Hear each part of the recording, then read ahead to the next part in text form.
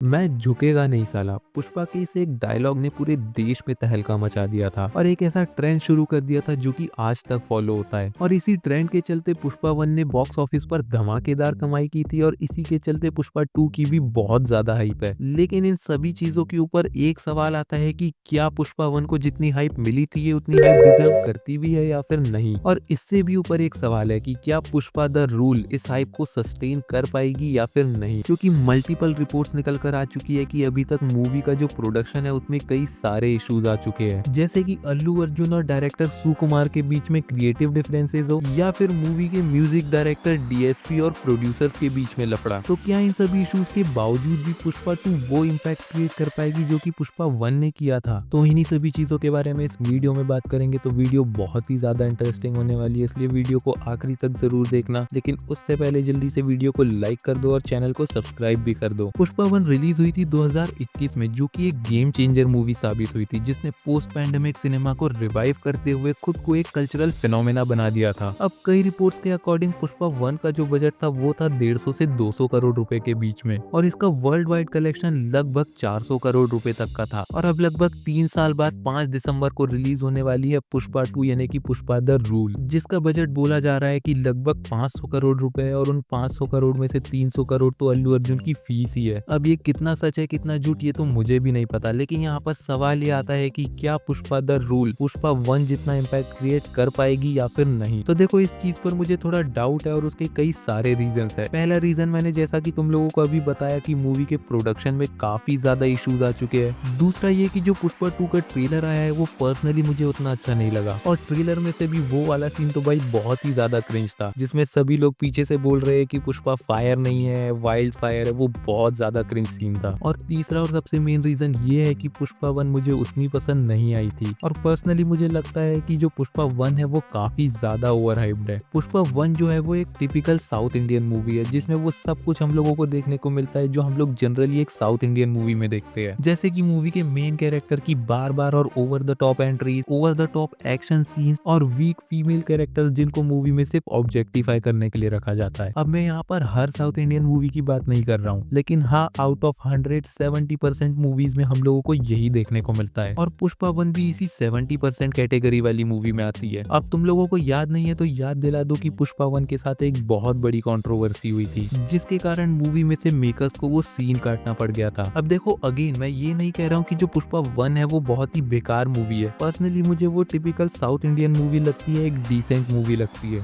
लेकिन यहाँ पर जो मेरा कंसर्न है, जो डाउट है पुष्पा 2 को लेकर, वो सिर्फ इस चीज से नहीं है कि मुझे पुष्पा 1 उतनी पसंद नहीं आई थी, बल्कि जो मेरा डाउट है वो है इस मूवी के प्रोडक्शन में जो इश्यूज आ रहे हैं उसके कारण। क्योंकि पहले पुष्पा 2 रिलीज होने वाली थी 15 अगस्त को, लेकिन फिर इसको डिले कर दिया गया और रिलीज डेट दे दी गई दिसंबर की। और इसका रीजन पुष्पा के मेकर्स ने ये दिया कि पुष्पा 2 की काफी सारी शूटिंग अभी बची हुई है और इसलिए मूवी को डिले करना पड़ रहा है। और उसी समय काफी सारे रिपोर्ट्स और रूमर्स आ रहे थे कि जो सुकुमार है मूवी के डायरेक्टर और अल्लू अर्जुन, उनके बीच में क्रिएटिव डिफरेंसेस आ रहे हैं और इसी के कारण मूवी की शूटिंग में डिले हो रहा है। अब ऑब्वियसली इन सभी रूमर्स को पुष्पा के मेकर्स ने डिनाई कर दिया था, लेकिन अभी कुछ ही दिनों पहले अल्लू अर्जुन ने अपने इंस्टाग्राम पर एक पोस्ट शेयर की और उस पर लिखा उन्होंने कि फाइनली उन्होंने पुष्पा 2 की शूटिंग कंप्लीट कर ली है। मतलब लिटरली मूवी रिलीज के 10 दिन पहले मूवी की शूटिंग कंप्लीट हुई है, जो कि डेफिनेटली एक बहुत बड़ा हिंट है कि मूवी की जो प्रोडक्शन है उसमें इश्यूज तो है। अब ये तो था पुष्पा 2 से रिलेटेड पहला लफड़ा। दूसरा लफड़ा लिटरली कंफर्म्ड है और वो रिलेटेड है मूवी के म्यूजिक डायरेक्टर डीएसपी से रिलेटेड। अभी रिसेंटली एक प्रमोशनल इवेंट के दौरान जो मूवी के म्यूजिक डायरेक्टर है डीएसपी, उन्होंने स्टेज पर जाकर मूवी के जो प्रोड्यूसर्स है उनको कॉल आउट कर दिया था और लिटरली उनके वर्ड्स थे कि I think you have more complaints about me than love. अब ये तो हो गई कंट्रोवर्सीज और इश्यूज की बात, लेकिन इससे भी ज्यादा इंपॉर्टेंट था मूवी का ट्रेलर, जो कि पर्सनली मुझे नहीं लगता कि उतना इम्पैक्ट क्रिएट कर पाया है जो कि एनिमल के ट्रेलर ने किया था। और इवन अभी तक पुष्पा 2 के जितने भी गाने आए हैं वो भी काफी ज्यादा बेकार है और इन गानों का हिंदी डब तो इतना बेकार है, इतना बेकार है कि भाई कान फट जाए सुनते सुनते इन गानों को। अब ये सभी चीजें तो है जिसके कारण मुझे पुष्पा 2 पर थोड़ा डाउट है, लेकिन इसके अलावा एक और चीज है और वो है पुष्पा 1 की सक्सेस का प्रेशर। पुष्पा 1 इतना बड़ा कल्चरल इम्पैक्ट क्रिएट कर देगी और इतनी बड़ी ब्लॉकबस्टर हो जाएगी, ये किसी ने भी नहीं सोचा था। पुष्पा 1 में अल्लू अर्जुन का स्वैग हो, उसका बैकग्राउंड म्यूजिक हो या फिर उसके गाने हो, वो सभी ऑडियंस को बहुत ज्यादा पसंद आए थे। पुष्पा 1 का इसका जो ऊ अंटावा आइटम सॉन्ग था वो बहुत ही ज्यादा वायरल हो चुका था और अभी भी काफी ज्यादा वायरल है वो सॉन्ग, और उसके बाकी गाने भी काफी ज्यादा वायरल हुए थे। और उसी चीज को रेप्लिकेट करने की कोशिश की जा रही है पुष्पा 2 में। और जहाँ पर ये एक प्रेशर वाली बात आ जाती है और जो मेकर्स होते हैं वो जबरदस्ती ऑडियंस को खुश करने की कोशिश करते हैं, वहां पर चीजें गड़बड़ होने लगती है। और इसका सबसे बड़ा एग्जांपल है पुष्पा 2 के अभी तक जो सॉन्ग्स रिलीज हुए हैं वो, जो कि पर्सनली तो मुझे बहुत ही ज्यादा बेकार लगे, और उनके हिंदी डब वर्जन तो भाई साहब क्या घटिया है। खैर अब ये तो मेरा पर्सनल ओपिनियन है, तुम्हें क्या लगता है कि पुष्पा 2 पुष्पा 1 जैसा फिनोमेना क्रिएट कर पाएगी या फिर नहीं? और अगर तुम लोग ये वीडियो पुष्पा 2 रिलीज होने के बाद देख रहे हो और तुम लोगों ने पुष्पा 2 देख लिया तो तुम्हें मूवी कैसी लगी मुझे कमेंट में जरूर बताना। बाकी तो अगर वीडियो पसंद आई होगी तो वीडियो को लाइक जरूर से कर देना और चैनल को सब्सक्राइब भी कर देना। उसके साथ ही मैंने इस वीडियो में भूल भुलैया 1 में जो डीपर और हिडन मीनिंग्स है, सिंबोलिज्म है, उनको बहुत ही अच्छी तरीके से समझाया है। तो ये वीडियो भी काफी ज्यादा इंटरेस्टिंग है, तो इस वीडियो को भी जरूर से चेकआउट करना।